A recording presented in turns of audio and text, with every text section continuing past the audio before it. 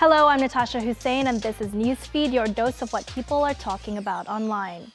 Israel has admitted that its forces violated protocol by strapping a wounded Palestinian man onto an army jeep in the occupied West Bank city of Jenin. The incident went viral over the weekend with growing outrage over the mistreatment of Mujahid Azmi, who was injured during an exchange of gunfire. Israeli forces claim Azmi was what they call a terrorist suspect who was arrested during a raid. Eyewitnesses and the Palestine Red Crescent say Israeli troops prevented medics from providing first aid or transporting Azmi to a hospital.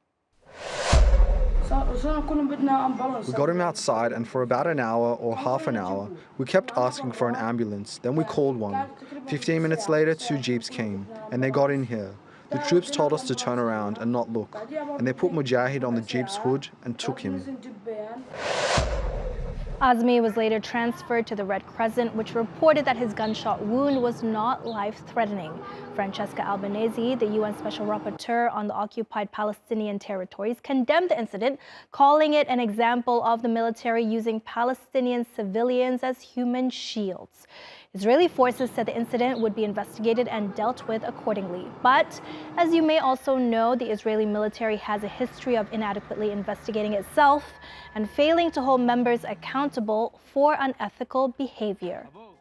Well, it's a different story for British rock band Coldplay. You may remember at the beginning of this month, we spoke about their tour, which had a massive impact in the fight against the climate crisis. The British band had announced they'd cut their carbon footprint by more than half after 2 years of touring. Now they've gone all out and are looking to make the world's first eco-friendly album. Titled Moon Music, their new album is set to be released in October. Each vinyl copy will be pressed onto discs made from recycled plastic bottles. A special notebook edition will be comprised of 70% of plastic collected during a river cleanup in Guatemala. The group says this will reduce carbon emissions by 85% and prevent the manufacture of more than 25 tons of virgin plastic. When it comes to style and fashion, Paris is where it all happens.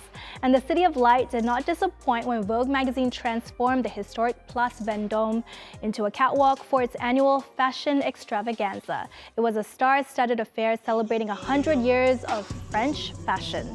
With a month until the city hosts the 2024 Olympic Games, each decade from the 1920s onwards was dedicated to a specific sport. Serena Williams showed off a custom-made off-white ensemble in the tennis segment. Draped in Hermes, Kendall Jenner and Gigi Hadid rode across the square on horseback, and more than 150 models and about 200 athletes graced the catwalk. The fashion was, as the French would say, magnifique. If you missed it, we've got you covered. We'll leave you with some highlights from the show.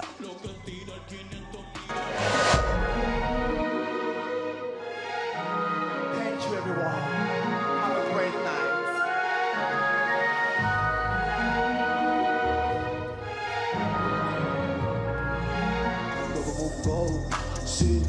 Se eu te sou de cabrão, não quero mudar.